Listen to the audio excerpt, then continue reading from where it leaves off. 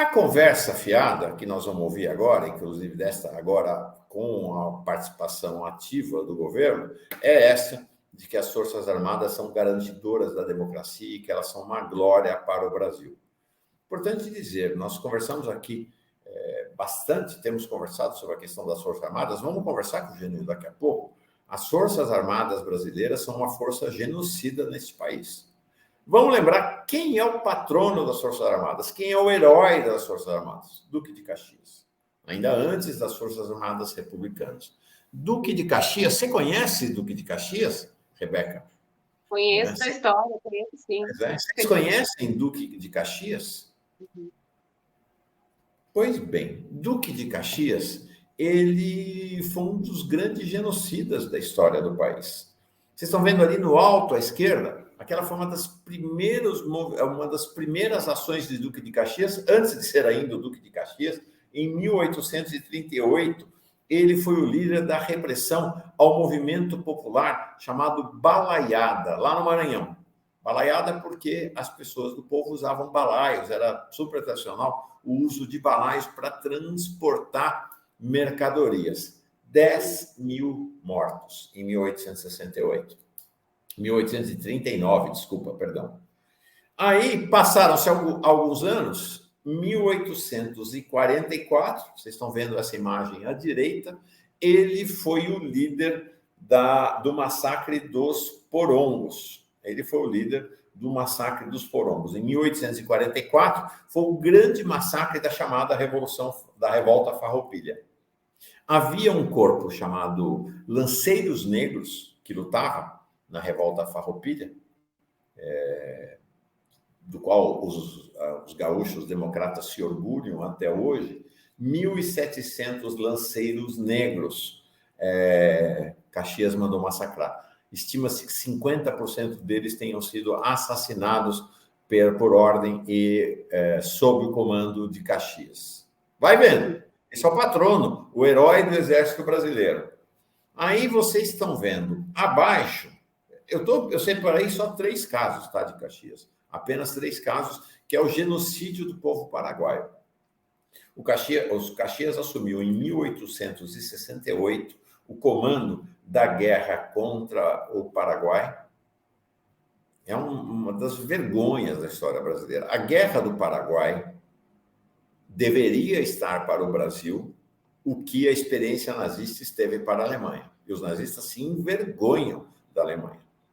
Então, vocês imaginam que um general da SS, que fosse comandante de um campo de concentração, tivesse sido transformado em patrono das Forças Armadas Alemãs. É assim que acontece aqui no Brasil. Essa foto terrível que vocês estão vendo, né, é a foto das crianças mortas. A Guerra do Paraguai dizimou a população paraguaia. Estima-se que 75% dos paraguaios tenham sido massacrados, chacinados, especialmente depois que Caxias assumiu o comando das tropas brasileiras em 1868. Eram 800 mil paraguaios na época. Sobraram menos de 200 mil. Nunca mais o Paraguai se recuperou do ponto de vista populacional depois do genocídio comandado por Caxias.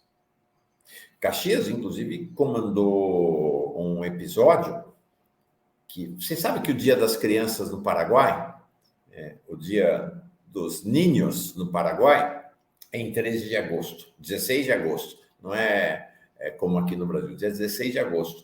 É uma maneira de honrar a memória dos meninos, meninos. Né? Mais de 3 mil crianças que foram assassinadas pelo Exército de Caxias. Por quê? A situação no Paraguai, em agosto de 1869, era tão dramática diante desse massacre que meninos estavam sendo alistados pelo que sobrou das Forças Armadas Paraguaias para lutar. Vocês estão vendo as fotos ali à direita dos meninos paraguaios. Eles foram massacrados em 13 de agosto, na Batalha de Acunho, foram massacrados, fala-se, em 3 mil mortes. Há relatos de que os meninos de 4, 5, 6 anos agarravam-se as pernas dos soldados brasileiros, pedindo para não serem mortos, chorando, e eles eram decapitados pelas tropas de Caxias. Este aí é o patrono do Exército Brasileiro que o governo Lula agora quer louvar. Aí o Exército Brasileiro foi refundado na República, né? O Exército Brasileiro, que nasceu com a República, estreou a República fundada em 1889, né? O Exército Brasileiro estreou em 1897, o Exército Republicano, no massacre de Canudos. Esta foto que vocês estão vendo à esquerda é uma das fotos mais emblemáticas de Canudos, de 1897. 1897. É o que sobrou do povo sertanejo, lutador de Canudos. Eles se renderam sob a promessa do Exército Brasileiro de que seriam poupados. Todo esse povo que vocês estão vendo aí, basicamente, né, mulheres e crianças, foram massacrados, assassinados pelo Exército Brasileiro depois da promessa de que suas vidas seriam preservadas. À esquerda vocês veem ali os gloriosos representantes do Exército Brasileiro. O Exército Brasileiro continuou sua saga, né? Alguns anos depois, entre 1912 e 1916, realizou o massacre da Guerra do Contestado, ali em Santa Catarina, basicamente, mas também no Paraná, na divisa do Paraná. 20 mil mortos, houve bombardeio, bombardeio com canhões que massacrou mulheres, crianças, idosos, sem dó nem piedade. Sem dó nem piedade, vocês estão vendo ali alguns dos lutadores do contestado, sentados ao chão, cercado pelas gloriosas tropas do Exército Brasileiro e ali algumas das filhas da elite local.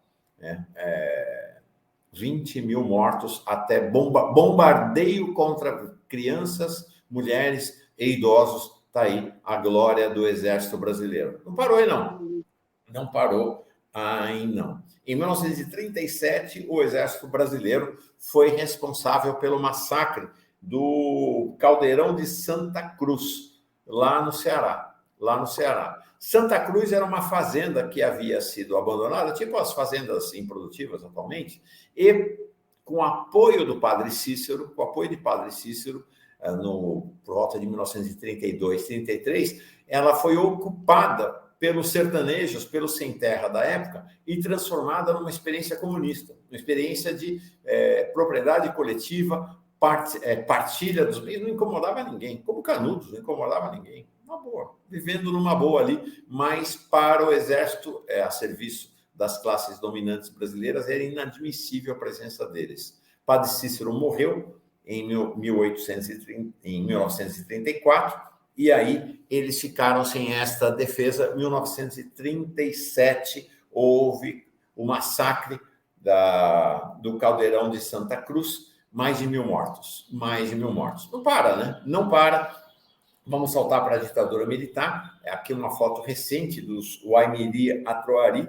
É famoso o massacre, a chacina do povo Waimiri Atroari pelos militares. Para vocês terem uma ideia, este povo tinha 3.000 pessoas em 74, sobraram 350 depois dos serviços do glorioso Exército Brasileiro, que massacrou o povo Waimiri Atroari para garantir a construção da estrada da BR-174 entre Manaus e Boa Vista. Isso, evidentemente, para não falar da repressão da ditadura militar. Ali, Vladimir Herzog, assassinado pelos militares, ali fotos dos mais quase 434, hoje computa-se 434 pessoas assassinadas e milhares de pessoas torturadas, demitidas, que sofreram todo tipo de perseguição sob o comando do Exército Brasileiro. A minha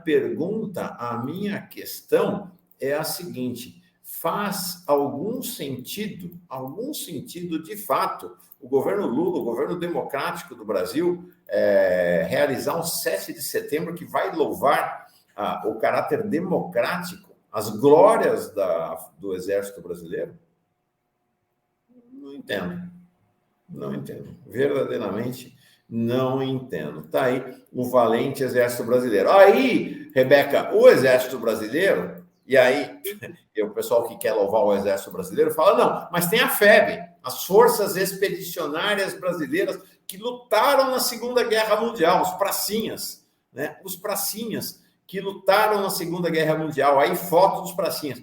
Pois querem saber? O Exército Brasileiro era radicalmente contra a participação do Brasil na Segunda Guerra Mundial e o envio de tropas. O Exército Brasileiro era controlado, era dominado por apoiadores do regime alemão, por apoiadores de Hitler. Tem um depoimento que eu peguei uma vez de mestre Roberto Amaral, uma figura fundamental lá do PSB, aqui um historiador, um estudioso da história do Brasil. Ele diz o seguinte, olha, o depoimento que eu peguei dele: fomos à guerra contra a insistente resistência dos generais Eurico Gaspar Dutra, ministro do Exército, e do todo-poderoso general Góes Monteiro, chefe do Estado-Maior da Força, como está fartamente documentado. Aliás, na reunião do Ministério de 27 de janeiro de 1942, que decidiu pela entrada do Brasil na guerra, a proposta foi apresentada por Getúlio Vargas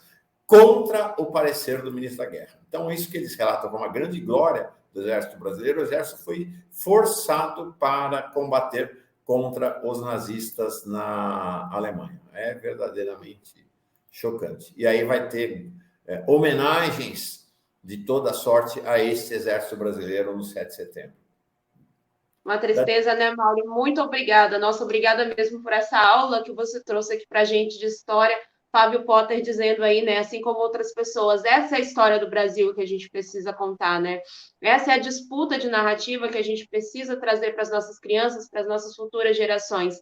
E com isso se explica muito dessa violência desenfreada, né? Esse extermínio, genocídio que ainda acontece em várias regiões, sobretudo as periferias, né? Você falou aí sobre a Guerra de Canudos, foi a partir dessa guerra que surgiu a primeira favela, né? Muitas pessoas que saíram, é isso, negociaram pela vida, fizeram um acordo com o exército, mas também foram largados à sua própria sorte, né? E aí, depois dessa Guerra de Canudos, foram se concentrando aí em regiões onde surgiu a primeira favela no Morro da Providência, no Rio de Janeiro, mas as forças do Estado nunca deixaram, né, de serem impressas contra essa população. Então, que bom ter você aqui trazendo para a gente todo esse contexto, evidenciando, né, o porquê das coisas estarem como estão hoje em dia.